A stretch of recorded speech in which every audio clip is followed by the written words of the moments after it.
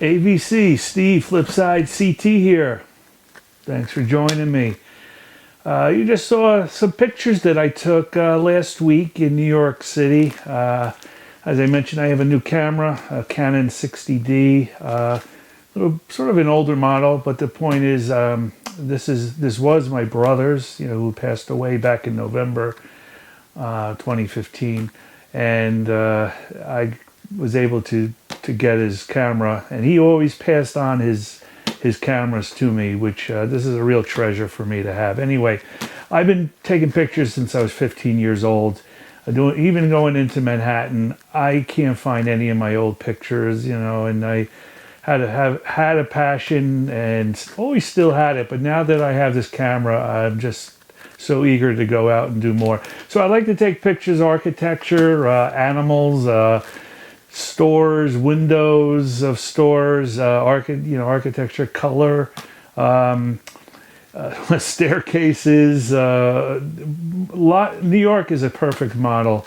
The only bad thing is when you start taking a picture of people, everyone's looking down now on their phones, and it's so hard to capture, a story, and that's what you want to do. So anyway, those were just some pictures, and I'll throw in a few more in my future ones, just of me taking some shots. So it's fun. I go in by myself usually, and I traveled to East Village, went to a record store, and went to Chinatown and Nolita, and the Village. Nolita is northern of Little Italy, north of Little Italy, and that's where some of the little stores that you saw. Quaint little shops. I mean, they're like 5 feet across, and they go back maybe 10 feet. But they capture such a great part of New York. If you ever go into Manhattan, go look, find Nolita, north of Little Italy, and check it out. It's just fun. There's some funky places.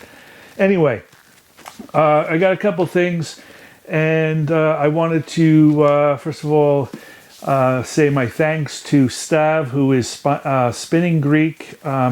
Doesn't usually post videos, but comments, is a great source of information. Has sent me VCLT before. Definitely is a educator for me too, sharing blues knowledge, and we became friends through the VC, and I really appreciate his comments and efforts, and hopefully we'll hook up soon. But he gave me this book just a couple days ago, Blues and Chaos. Robert Palmer, not the musician, but the columnist, the editor, whatever you want to call it. He's a mentor in blues, and really well known in the industry for his knowledge. And this is just an outstanding book for me to read.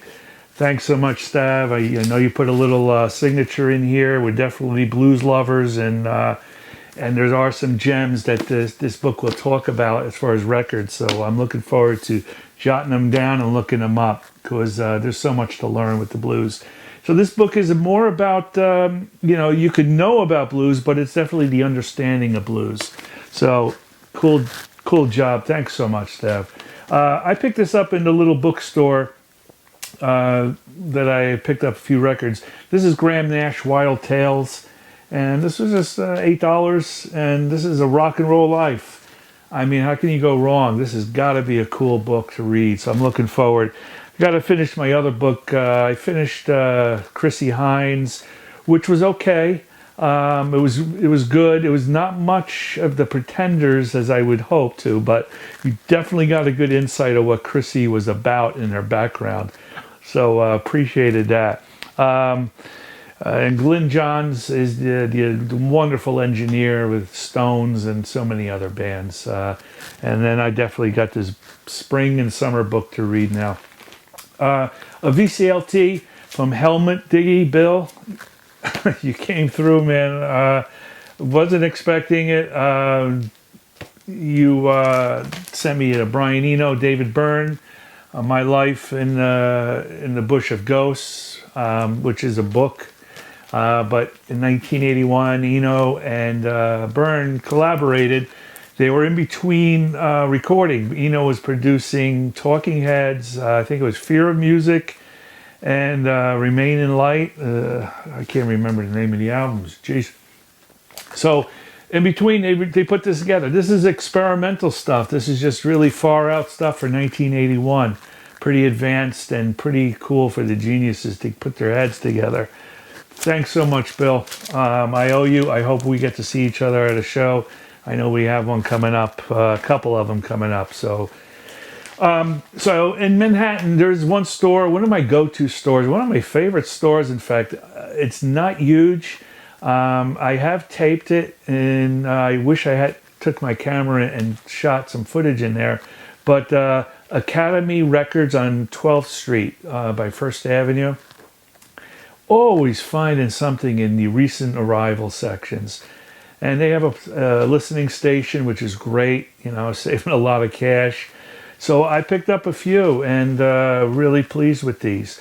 One of them, the first one here is the Tragically Hip, Fully Completely, from, I believe, Kingston, Ontario. Canadian band, started around 84, started with albums around 87. This might be their fourth one. This is from 92. I'm not sure where, I don't have it in here. I have it on my turntable. I've been listening to it. But this is just a cool rock band. These guys are awesome. Hopefully you'll dig them.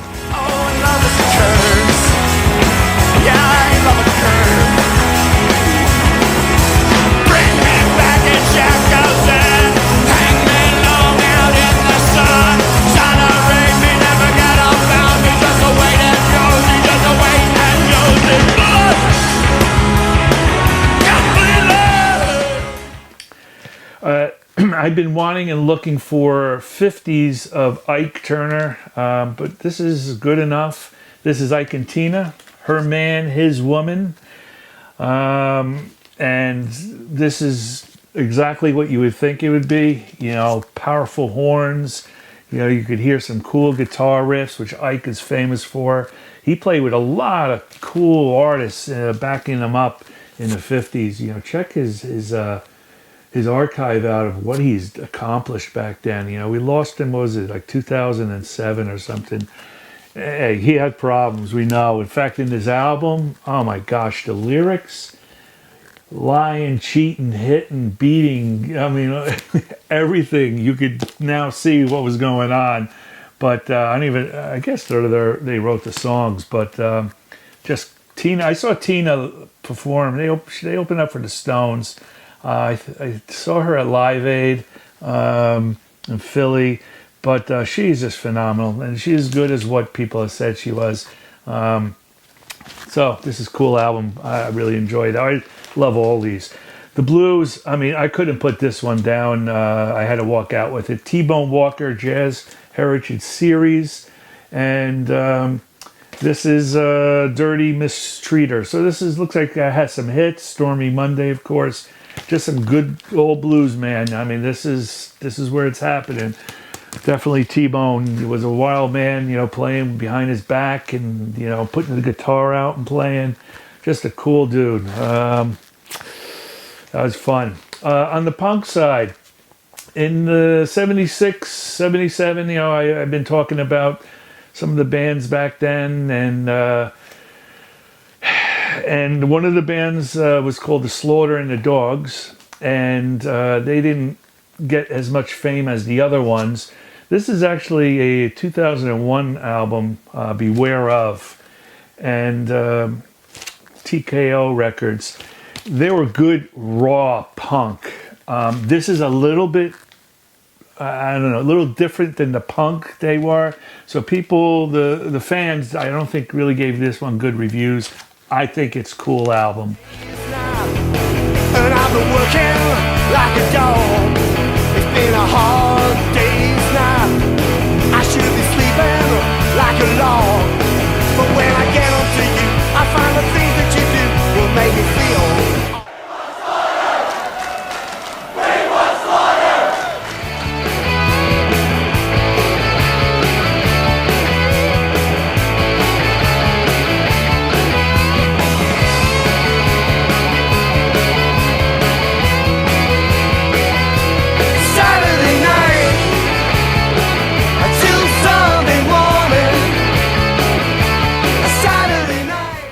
Slaughtering the Dogs. Glad I got that one. A band from LA from 77. I'm going to go out and say I think it was one of the early punk bands. You know, there were several of them, but the Dickies, Stukas Over Disneyland. This might be the third or fourth one. This is just a cool album, power punk band. They came over to the East Coast, played CBGB's, Jersey, and all over. And hell of a fun band, really fun.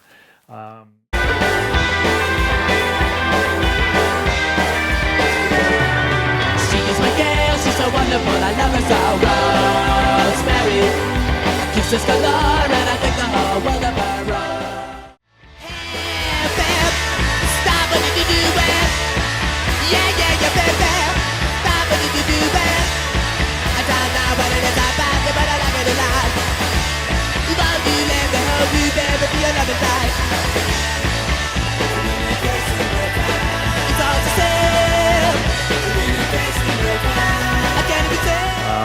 They had the first two albums. It was $20. This one was $10. I couldn't pass this one up, so I balanced, so I can get a few others. I showed this album. They have two albums. This one is the studio version. It's called Catfish. Band from Detroit, but they play all different styles of music. They did this album in 3 days, 3 nights, I should say. It's got something for everybody. A lot of southern rock in here too, the name Catfish, but this is fun to have.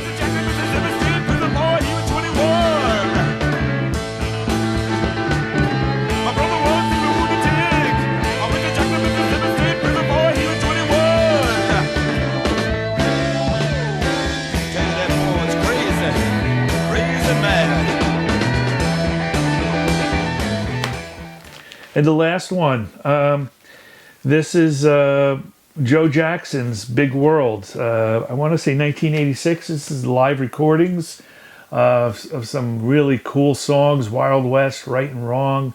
It's a big world, but has a little chew mark here. This was only $4. Great condition vinyl, a promo.